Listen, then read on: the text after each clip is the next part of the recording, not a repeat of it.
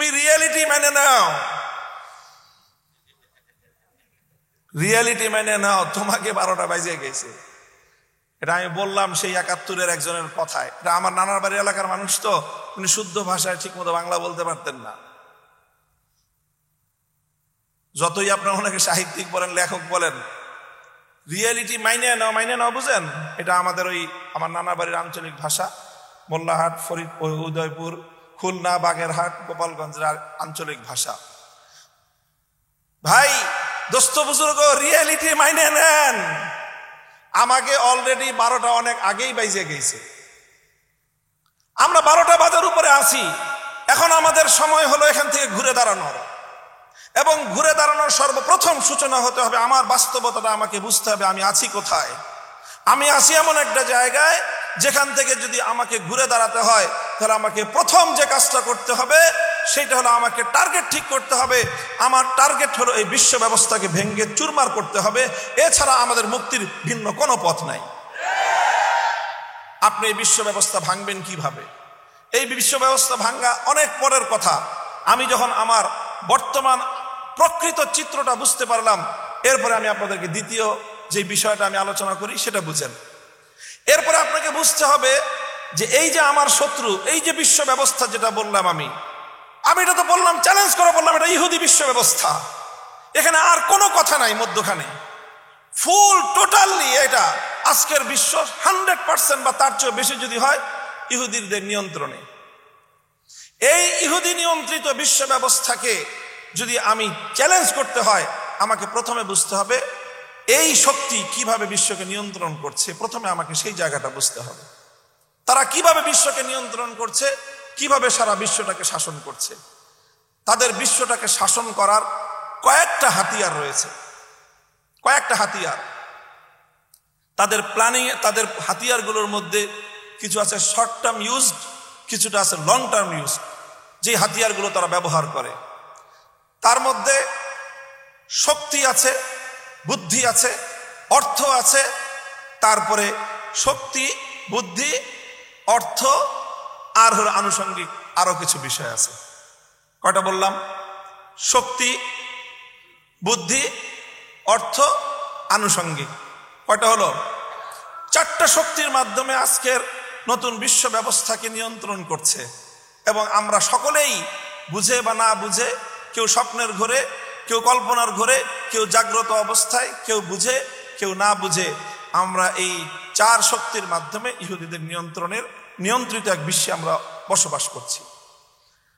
যে শক্তি তাদের হাতে, সেই শক্তিটা হলো সারা পৃথিবীর প্রত্যেকটা রাষ্ট্রের সেনাবাহিনী।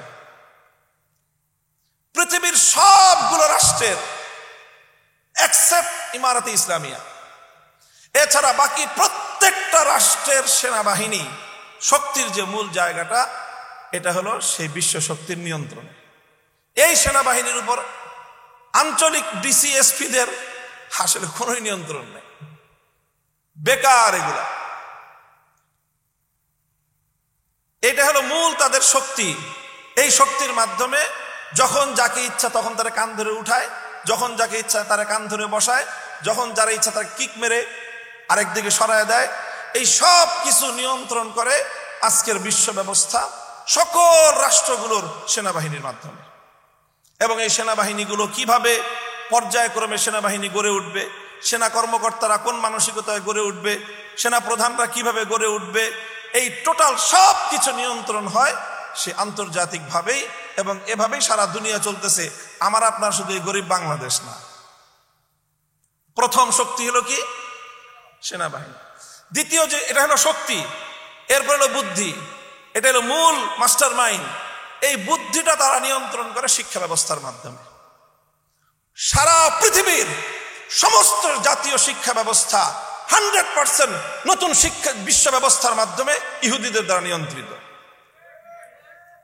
এই শিক্ষা ব্যবস্থার মাধ্যমে পর্যায়ক্রমে তারা মুসলমানদের মধ্যে ইহুদি গড়ে তুলে, খ্রিস্টানদের মধ্যে ইহুদি গড়ে তুলে, সবার মধ্যে এই শিক্ষা ব্যবস্থার মাধ্যমে তারা মূলত নতুন বিশ্ব ব্যবস্থার সার্ভেন্ট আর কর্মচারী তৈরি করে, চাকর তৈরি করে।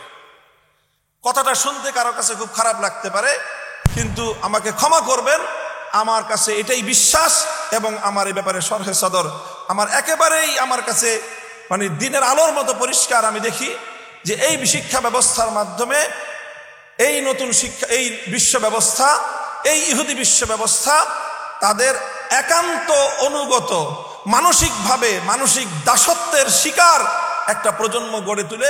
এটাই হলো শুধু বাংলাদেশের শিক্ষা ব্যবস্থা না, ওয়ার্ল্ড ওয়াইড আন্তর্জাতিক যত শিক্ষা ব্যবস্থা, জাতীয় যত দেশের যে শিক্ষা ব্যবস্থা আছে, প্রত্যেকটা শিক্ষা ব্যবস্থাকে সেখান থেকে নিয়ন্ত্রণ করা হয়।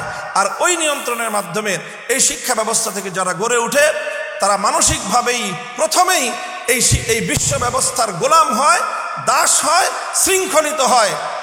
আর এভাবেই তারা সার্ভেন্ট তৈরি করা একটা শিক্ষা ব্যবস্থা দিয়ে সারা পৃথিবীকে তারা পরিচালনা করছে। এটা দ্বিতীয় নম্বর, এবং এটা হলো সবচেয়ে ইফেক্টিভ এবং তাদের সবচেয়ে শক্তিশালী হাতিয়ার। যদিও এটা পরোক্ষ হাতিয়ার, এটা প্রত্যক্ষ হাতিয়ার না। শিক্ষা ব্যবস্থার পরে 3 নম্বর যেটা, সেটা হলো অর্থ ব্যবস্থা।